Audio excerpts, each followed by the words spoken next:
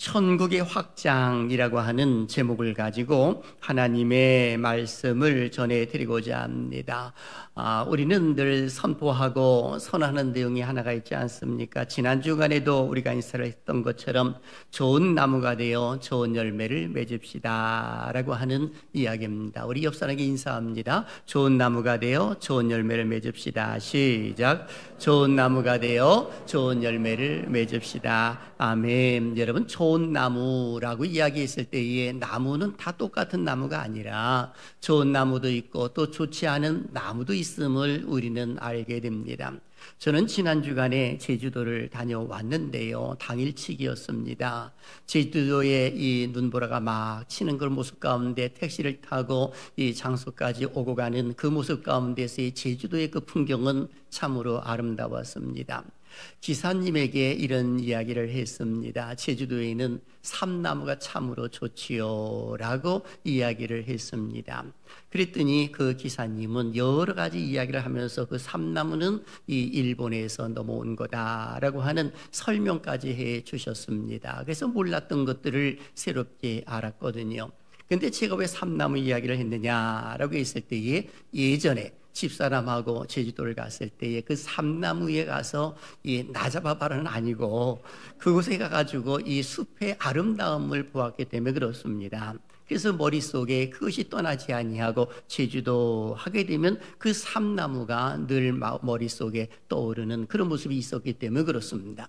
사실 산에 올라가 보게 되면 그 나무가 크게 되면 의외로 기분이 상당히 좋습니다. 그런데 그 나무가 크는 그 과정 속에서는 그 뿌리라든지 아니면 그 나무가 성장하는 그 모습 과정 속에 여러 가지가 있는 것을 보게 됩니다. 어떤 경우에는 비바람이 몰아치기도 하고 눈보라가 몰아치기도 하지만은 그 나무는 그걸 다 잘 견디어서 그리고 큰 나무가 되고 그리고 많은 새들이 또 깃드는 그런 모습들이 있지 않는가라는 생각도 해보게 됩니다. 그래서 좋은 나무라고 표현했을 때 교회가 좋은 나무가 되어야 하고 역시 성도들도 그 구성원으로서의 좋은 나무가 되어야 한다라고 하는 겁니다. 좋은 나무가 되었을 때 그 좋은 나무는 이 거부하지를 않습니다.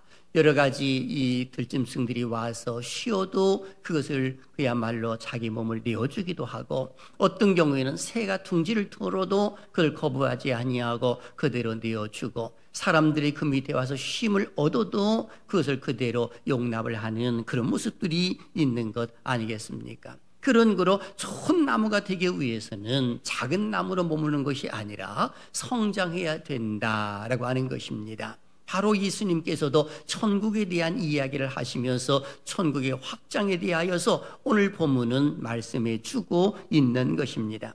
그러다 보니까 예수님께서는 천국의 확장을 설명하시면서 겨자씨의 비유와 누룩의 비유를 들어서 가르침을 주셨던 것을 보게 됩니다.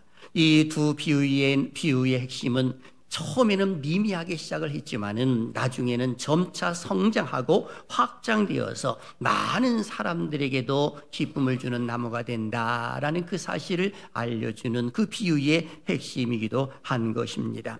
마침내는 큰 영향력을 발휘하기도 한다는 것이죠. 그래서 천국에 대한 비유를 가르쳐 주시는 모습이 나옵니다. 그래서 31절에 이렇게 기록하지요. 또 비유를 들어 이르시되 천국은 마치라고 기록하고 있고 33절도 보세요. 또 비유로 말씀하시되 천국은 마치라고 기록하고 있습니다. 여기서 천국이라고 말을 했을 때에 원어를 잠시 말씀해 드리면 바실레이아 톤 우란논이라고 이렇게 되어 있습니다. 그런 거로 바실레이아라고 하는 것은 통치권이라고 하는 의미가 들어있고 우란논이라고 하는 것은 공간과 장소를 뜻하는 것으로 하늘들을 가리켜 말하는 것입니다. 즉 천국이라고 말을 했을 때는 하나님의 통치권이 머무는 영역을 일컬어 말해주고 있는 것입니다. 그런 거로 하나님이 계신 곳이 곧 천국, 천국은 곧 하나님이 계신다라고 이렇게 표현을 할 수가 있는 것입니다. 그래서 우리가 천국 이야기를 하게 되면 아마 신학적으로 또는 여러 가지 많이 들은 이야기가 있지 않았겠습니까?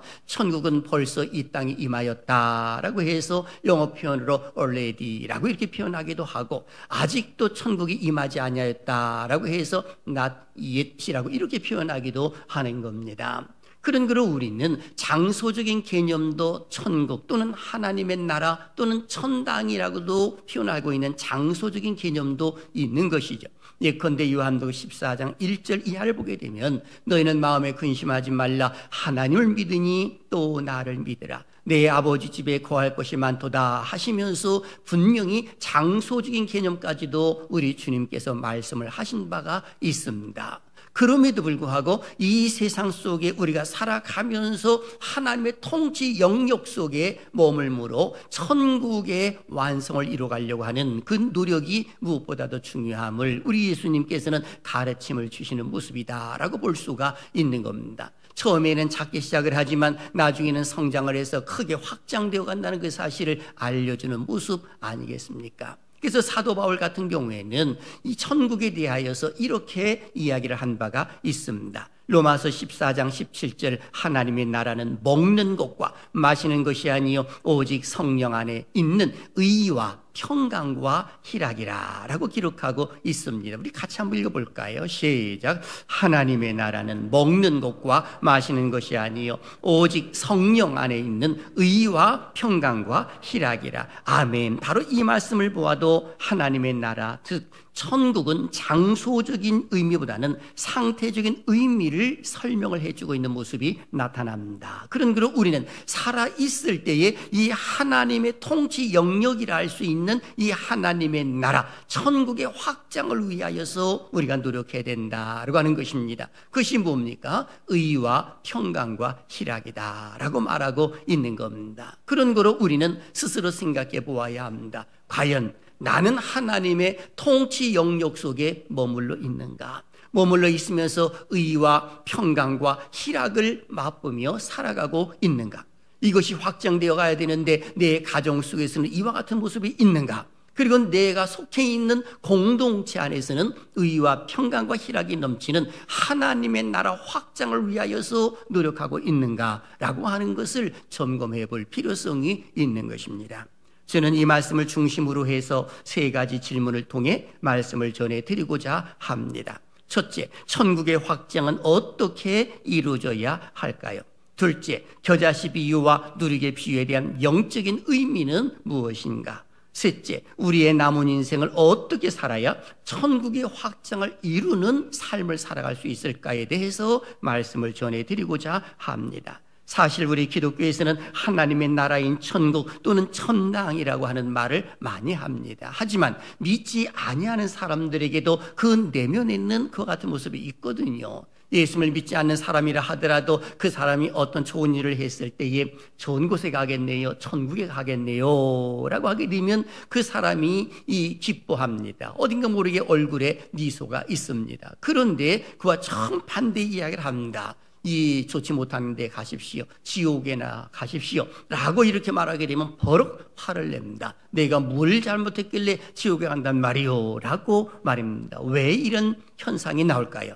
바로 영적인 요소이기 때문에 그런 겁니다. 이 지상에 속해 있는 생물체 중에 영혼을 갖고 있는 생물체는 사람밖에 없습니다. 동물은 갖고 있지를 않거든요. 사람만이 갖고 있는 모습이 바로 영적인 모습이기 때문에 그러하더라라고 하는 것입니다. 그런 거로 우리가 세상에 살면서 내가 죽고 난 이후에 천당에 갈 거야 라고 하는 의식을 갖는 것은 절대로 나쁜 것이 아니고, 이 세상 속에서 삶을 살아갈 때 인생 70, 강건하면 80을 산다 하더라도 좀 더 살고 100살 전후로 해서 모든 사람이 죽는 것인데, 중요한 것은 어떻게 살았느냐라고 하는 것이 중요한 것 아니겠습니까? 저는 이 말씀을 듣고 있는 사랑하시는 여러분들 모두는 천국의 확장을 위하여 살다가 주님 만나는 은혜가 있기를 주님의 이름으로 축원합니다. 그래서 예수님께서는 마태복음 13장에서 이 천국의 비유를 이야기를 해 주신 것입니다.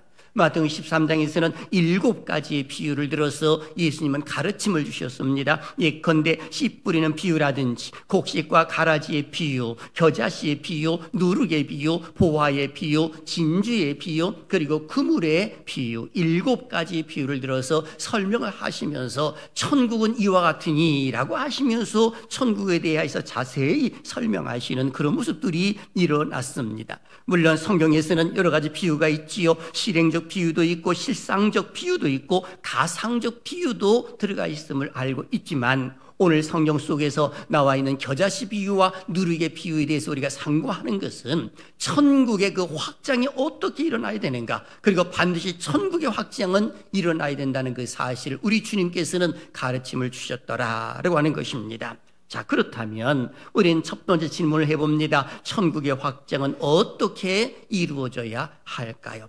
2가지가 있습니다. 첫째는 외적인 성장이 있어야 된다는 사실을 예수님은 가르침을 주셨습니다. 31절 중반절을 보십시오. 천국은 마치 사람이 자기 밭에 갖다 심은 겨자씨 한 알 같으니 라고 기록하고 있습니다. 여러분요, 겨자씨라고 하게 되면은 이 겨자씨는 참 작은 씨거든요. 그래서 어떤 사람은 씨라기보다는 티끌이라고 하는 말이 좋지 않을까라고 하는 말까지도 한 것을 본 바가 있습니다. 그래서 겨자씨는 배춧가의 1, 2년생 식물로 그 씨는 맺고 향기로와 양념과 약재로 쓰이기도 한다고 합니다. 그래서 모든 씨앗 중에 가장 작은 씨앗은 이 겨자씨라고 이 팔레스틴 지역에서는 이야기를 하고 있다고 말하고 있습니다. 그러니 가장 작은 씨, 그런데 이 씨가 땅에 심겨져서 그것이 썩고 바라함으로 인하여서 싹이 나고 그것이 점점 자라나 나무가 되고 큰 나무가 되어서 새들이 와서 둥지를 듣는 그런 모습들이 일어나는 것 아니겠습니까?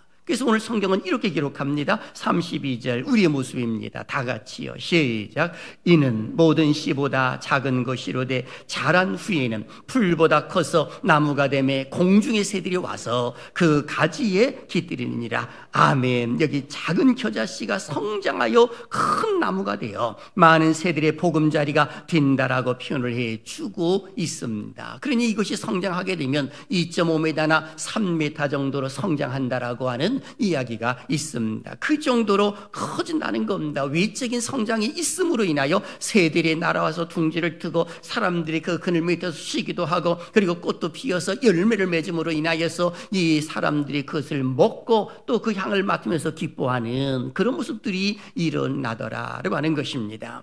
그리고 2번째는 내적인 성장이 있어야 함을 알려주고 있습니다. 오늘 성경을 보니까 33절 이렇게 기록합니다. 다 같이요. 시작. 또 비유로 말씀하시되 천국은 마치 여자가 가루 서말 속에 갖다 넣어 전도 부풀게 한 누룩과 같으니라. 아멘. 여기 누룩의 비유를 통해서 예수님은 천국의 내적 성장에 대한 가르침을 주셨습니다. 이는 천국은 처음에는 미미하고 주목받지 못한 작은 것이었지만 나중에는 이것이 점점 크게 확장되어 간다는 그 사실을 알려주고 있는 겁니다.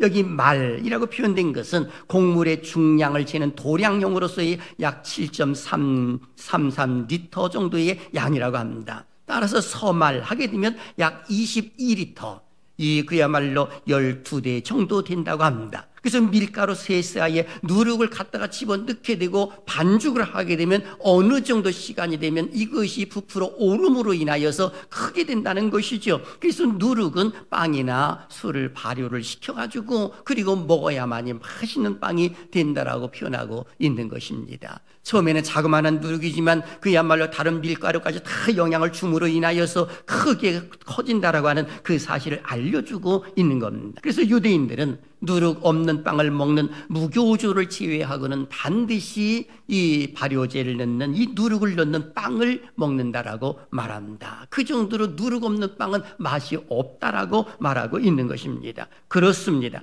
천국의 확장은 2가지의 확장이 동시에 일어나야 합니다. 내적인 성장과 외적인 성장입니다. 어느 것이 먼저다라고 말할 것도 없는 겁니다. 내적인 성장이 일어나야 외적인 성장도 반드시 일어나는 것이죠. 이것은 동시적으로 일어나는 일어나는 것입니다. 마치 믿음과 행함은 동시적인 것이지 이것을 따로 떼어가지고 생각하는 것은 옳지 못한 것처럼 성장에 있어서도 천국의 확장은 내적인 성장과 외적인 성장이 있어야만이 바른 성장으로 이루어진다라고 하는 것입니다. 그런 거로 우리는 스스로 생각해 보아야 합니다. 우리 교회는 내적으로 성장하고 있는지, 그리고 외적으로는 성장하고 있는지, 개인적으로 나는 내적으로 그리고 외적으로 성장하고 있는지, 예전에 가졌던 그 믿음과 그 신앙은 이 다 필요하고 이제부터라도 나는 바르게 성장해 보아야지, 그런 자세를 갖는 것이 무엇보다도 중요한 것입니다. 그래서 겨자씨와 누룩의 모습은 변화를 일으킨다는 것입니다. 나 자신을 변화를 일으키고 이 지역을 변화시키고 세계를 변화시킬 수 있는 그 모습이 바로 겨자씨와 누룩의 비유의 핵심이기도 하는 것이죠.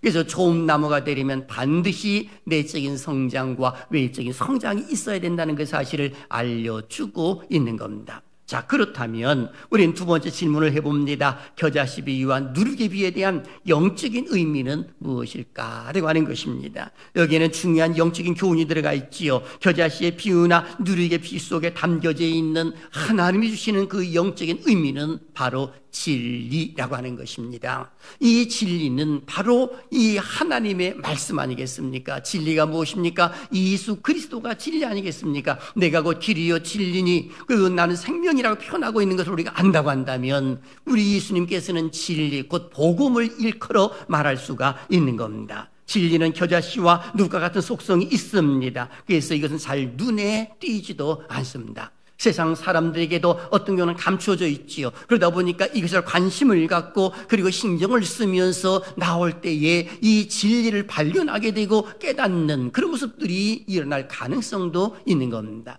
놀랍게도 하나님께서 우리에게 은혜를 베풀어 주심으로 인하여 단번에 예수 그리스도를 영접할 수 있는 은혜를 주셨고 이 진리를 깨닫게 하신 분은 하나님이신 줄로 믿습니다. 그래서 나에 닿은 것은 하나님의 은혜라고 사도 바울의 고백만이 아니라 우리는 그런 고백도 할 수가 있더라라고 하는 것입니다. 그런 거로 진리가 무엇입니까? 생명 그 자체가 진리거든요. 작은 겨자씨 안에 생명이 들어가 있는 것처럼 누룩이라고 하는 곳에 거기 생명이 들어가 있음으로 인하여 다른 곳을 부풀게 하는 것처럼 겨자씨가 땅에 심겨져서 나중에 큰 나무가 이루어지는 것처럼 바로 진리가 들어가게 되면 그 사람이 살아난다는 겁니다. 생명의 역사가 일어난다는 것이지요. 이것이 바로 우리 주님께서 천국의 확장에 대해서 알려주고 있는 메시지다라고 볼 수가 있는 겁니다. 어떤 사람은 이렇게 말합니다. 저 사람은 도저히 변화받을 수가 없어요 라고 말입니다. 아니요, 복음이 들어가면은요 진리가 그 속에 담겨져 있으면 반드시 변화될 줄로 믿습니다.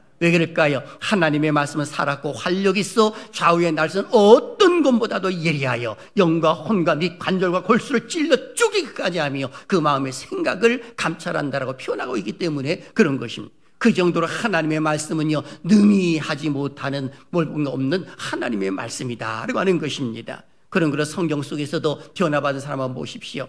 사도행전 9장을 보게 되면 사울이라고 하는 청년, 유대교의 열심이었잖아요. 예수를 믿는 사람들을 감옥에 가두려고 다메섹으로 가는 도중에 위로부터 강한 빛을 받습니다. 강한 음성을 듣습니다. 사울아 사울아 내가 어찌하여 나를 핍박하느냐라고 하는 음성을 듣는 것이죠. 눈이 멀었습니다. 그러나 사울이라고 하는 청년은 눈은 멀었지만 영적으로 눈이 열리기 시작을 합니다. 그리고 앞을 바라보지 못하고 가지 못하는 모습이지만 사람들의 손에 이끌려 아나니에게까지 가서 아나니아가 안수함으로 인하여 다시 눈을 뜨게 되었고, 그리고 사울이라고 하는 청년은 다시금 광야로 가서 약 3년여 정도의 훈련을 받고 우리 하나님의 귀한 믿음의 일꾼이 되는 그런 모습들이 있음을 알게 됩니다. 그리고 그는 오직 복음만을 위해서 살았던 하나님의 사람 아니겠습니까? 그렇습니다. 복음이라고 하는 것, 진리라고 하는 하나님의 말씀, 처음에는 작게 시작을 하지만 이것이 점점 확장되는 겁니다. 예컨대 예수님으로부터 시작된 그 하나님의 말씀의 복음이 이 예수님이 돌아가시고 난 이후에 12제자에게 전파되었고, 12제자는 120문도로 늘어났고, 120문도는 500의 형제가 일어났고, 500의 형제는 순식간에 3,000명, 5,000명씩 일어나기 확장하기 시작을 하더니 이제는 전 세계 열방을 향하여서 이 복음이 확장이 되어서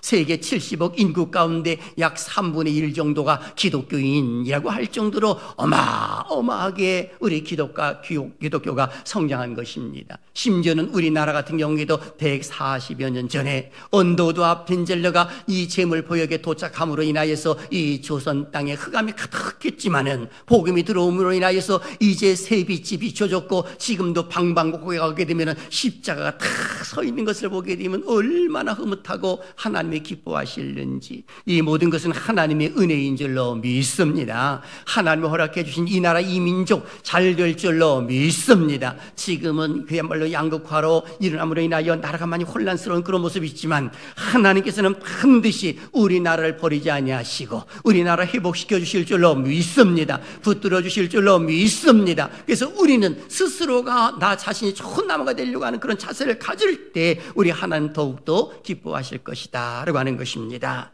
그런 거로 예수 그리스도의 복음을 진리 생명으로 보지 못하고 하나의 이 사역으로만 본다면 큰 실수를 하는 것입니다. 어떤 사람들은 교회 봉사를 할 때도 사역적으로만 생각하는 경우가 있어요. 아닙니다. 여러분, 교회에서 휴지 하나를 짚는다든지 내가 전도를 한다든지 그리고 내가 찬양을 부른다든지 어떤 일을 행할 때에 다른 거 생각할 것 없습니다. 진리의 생명을 내가 지금 전하고 있고 이 일 때문에 내가 하고 있다라고 생각을 해야지, 하나의 사역으로만 생각을 하게 되면 얼마 가지 못해서 지치고 맙니다. 사람들을 바라보기 때문에 힘들어서 싸우려고 하지요. 다투려고 하지요. 왜? 사역으로 보기 때문에 그런 겁니다. 진리의 생명으로 보면서 일을 할 때에 우리 교회 좋은 교회, 우리 성도들이 좋은 성도, 우리 목사님이 좋은 목사님, 그런 모습들이 나오는 것이거든요. 가정에서도 똑같습니다. 엄마 아버지가 밥을 할 때에도 이것을 먹고 건강한 모습으로 생명이 잘 성장할 것을 생각을 하면서 밥을 짓는 어머니 아버지가 좋은 것이지, 그냥 마지못해서 밥을 짓는다고 한다면 그거를 먹는 자식들은 아마 배탈 날 가능성도 많은 겁니다. 그런 거로 우리는 생각해야 되는 것입니다. 어떻게 해요? 내가 하는 그 모든 예수 그리스도의 복음은 생명을 살리는 일이기 때문에 내가 이 일을 하는 것이다 라고 동참하는 은혜가 있기를 주님의 이름으로 축원합니다. 그런 거로 이제 우리의 남은 인생 어떻게 살아야 하느냐라고 말씀하셨을 때에 오늘 여기 성경 보게 되면 이야기를 해주는 말씀 속에 두 가지 교훈을 줍니다. 첫째, 배려하는 삶입니다. 배려한다라고 하는 것은 여러 가지로 마음을 써서 보살피고 도와줌을 가리켜 말하는 것이거든요. 그래서 좋은 나무는 상대방의 입장과 형편을 잘 헤아리는 사람이 이 좋은 나무가 되는 겁니다. 여러분 보십시오. 좋은 나무, 큰 이 나무가 있다고 생각해 보십시오. 그 나무에 많은 사람들이 와서 어떤 경우는 안아주기도 하고 어떤 경우는 때리기도 하고 어떤 경우는 열매가 이렇게 있음으로 인하여서 돌멩이를 던지기도 합니다. 그럴 때도 그 나무는 그걸 싫다라고 말하지를 않습니다. 배려하는 모습이죠. 마치 교회 안에서도 이렇게 베푸는 삶을 사는 모습이 있어야 되고 이 배려하는 삶을 사는 것이 옳다라고 하는 겁니다. 그래서 예수님은 이런 말씀까지도 하셨습니다. 마태복음 7장 12절에 황금률이거든요. 시작. 그러므로 무엇이든지 남에게 대접을 받고자 하는 대로 너희도 남을 대접하라. 이것이 율법이요 선지자이니라. 아멘. 바로 이 율법이 선지자라고 하는 그 자체는 구약 성경 일컬어 말하는 것입니다. 그러니 이 기독교의 황금률이라고 하는 그 자체는 내가 남에게 대접을 받고자 하는 대로 그대로 남을 대접하라는 겁니다. 다른 사람에게 내가 인사를 받고 싶은가? 그렇다면 먼저 인사하라는 것이죠. 다른 사람에게 밥을 얻어먹고 싶은가? 그렇다면 먼저 사라는 것입니다. 이것은 우리의 이웃을 향하여서도 그렇게 하라는 것이거든요. 가깝게는 내 남편일 수도 있습니다. 아내일 수도 있습니다. 우리의 자녀일 수도 있지요. 어버일 수도 있지요. 우리 성도일 수도 있지요. 우리의 이웃일 수도 있는 겁니다. 그들에게 배려하는 삶을 사는 것입니다.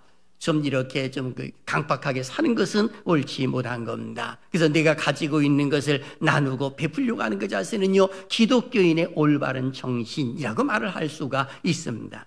창세기 18장을 보게 되면 아브라함이 부지 중에 세 천사를 극진히 대접하여 놀라운 복을 받는 모습이 기록되어 있습니다. 그가 정오쯤 장막문에 앉았다가 맞은편에 어떤 낯선 사람 셋이 서 있는 것을 발견하게 됩니다. 아브라함이 쫓아가가지고 그들을 초청하고 자기 집으로 데리고 옵니다. 그리고 종들을 시켜서 떡과 버터와 우유와 고기를 준비하여 극진하게 대접을 합니다. 그리고 난 이후에 그 세 천사가 이 하나님의 사자들이었거든요. 이 아브라함에게 비밀 이야기를 말합니다. 내년 이맘때에 내가 아들을 낳으리라. 그리고 또 하나의 비밀을 이야기합니다. 소돔 고모라 성이 곧 멸망당할 것이다. 이 비밀을 이야기하거든요. 소돔 고모라 성에 누가 있습니까? 아브라함의 조카 롯이 있거든요. 그래서 아브라함이 그 조카 롯을 살리려고 또 이 도고 기도를 하는 그런 모습이 나오지 않습니까? 바로 나그네를 대접함으로 인하여 복을 받은 겁니다. 이것이 비례하는 삶이거든요. 그래서 우리들도 내 주변에 있는 사람, 그 사람이 잘 배웠든지 못 배우든지 아프든지 건강하든지 아무 상관이 없는 겁니다. 이 작은 자에게 최선을 다해서 배려하는 삶을 사는 것이 옳은 겁니다. 그래서 마태복음 18장 10절에 예수님이 이런 말씀을 하셨습니다. 삼가 이 작은 자 중에 하나도 업신여기지 말라. 여러분, 업신여기지 말라고 하는 무슨 말입니까? 존중히 여겨라 라고 하는 겁니다. 여러분, 먼저는 나 자신을 존중히 여겨야 되고 내 옆에 있는 사람들을 존중히 여겨야 될 줄로 믿습니다. 너무너무 소중한 분들이 옆에 앉아있기 때문에 그런 것입니다. 가정에서도 너무너무 소중한 분들을 하나님이 만나게 하셨고 가정을 이루게 하셨고 자녀들을 주셨고 그리고 우리 이웃들도 주셨는데 그들을 소중히 여길 줄 아는 그런 모습이 있을 때 좋은 나무가 될 수 있고 사는 보람이 있을 수 있는 겁니다. 그리고 두 번째, 선한 영향력을 발휘하는 삶을 사는 겁니다. 오늘 여기 33절 중반절을 보십시오. 가루 서말 속에 갖다 넣어 전부 부풀게 한 누룩과 같으니라 라고 기록되어 있습니다. 전부 부풀게 한 누룩이라고 하였습니다. 전부 부풀게 하는 말을 문자적으로 표현하게 되면 그것 전체가 발효되기까지라고 이렇게 표현할 수가 있는 겁니다. 즉 하나님을 믿는 믿음의 사람들은 그 주변 사람들에게도 잠시만 이것이 영향을 미치는 것이 아니라 계속해서 선한 영향력을 준다는 이야기입니다. 그 사람이 변화될 때까지라는 것이지요. 이것이 복음의 영향력이에요. 복음은요, 사람들을 변화시킬 수 있는 능력이 있기 때문에 우리는 두려워할 이유가 전혀 없는 겁니다. 우리 주님 앞에 우리는 부족한 부분이 많지요. 한 주간을 되돌아볼 때에도 하나님 앞에 감히 얼굴을 들지 못할 수 있는 그런 죄 가운데 거할 때도 있는 것이 우리의 모습이에요. 어쩔 수 없이 육신의 정욕, 안목의 정욕, 이생의 자랑 때문에 우리는 넘어지고 또 넘어지고 그러다가 주님 앞에 다시금 와서 주여 주님 죄인이 왔습니다 라고 해서 두 손 들고 옵니다라고 기도하는 그런 모습들도 있는 것 아니겠습니까?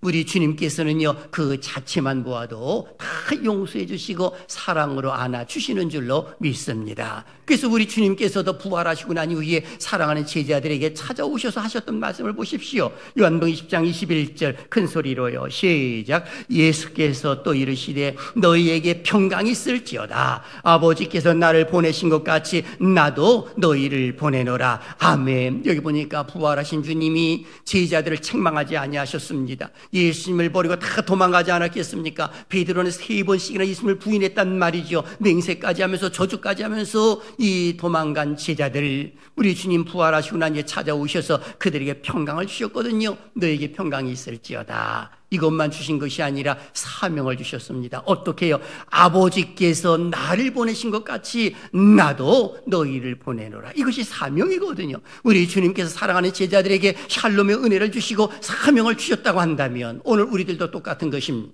하나님께서 우리를 부르셨고 부르신 것 끝나지 아니하고 마음속에 샬롬의 은혜를 주시고 그리고 너희는 가라. 아버지께서 나를 보내신 것 같이 나도 너희를 세상에 보내노라. 이런 말씀을 하고 계시는 겁니다. 이것이 바로 우리가 해야 할 일들인 겁니다. 그래서 우리는 다가갈 때 미인대칭으로 다가가라고 늘 말씀하는 것입니다. 미인대칭으로 살아갑시다. 시작. 미인대칭으로 살아갑시다. 아멘. 여러분, 미라고 하는 것은 미소를 가리켜 말하는 겁니다. 이는 인사예요. 대는 대화입니다. 칭은 칭찬이에요. 그래서 미인대칭이에요. 여러분, 낯선 사람이라 하더라도 웃으면서 인사하고 대화하는데 싫어할 사람이 어디 있겠습니까? 다 좋아하거든요. 그렇게 미인대칭할 수 있어야 되는 겁니다. 내 가정에서도 미인대칭할 수 있어야 되는 것이고 주변 사람들을 향해서도 미인대칭을 할 수 있어야 그 사람과 접촉점을 맞이할 수가 있고 초청 주일날 그분들을 또 초청할 수 있는 그런 모습들이 일어나는 것 아니겠습니까? 그렇습니다. 우리는 이제부터 베푸는 삶을 살아야 함과 동시에 선한 영향력을 발휘함을 사는 삶을 사는 것이 중요하다라고 하는 것입니다.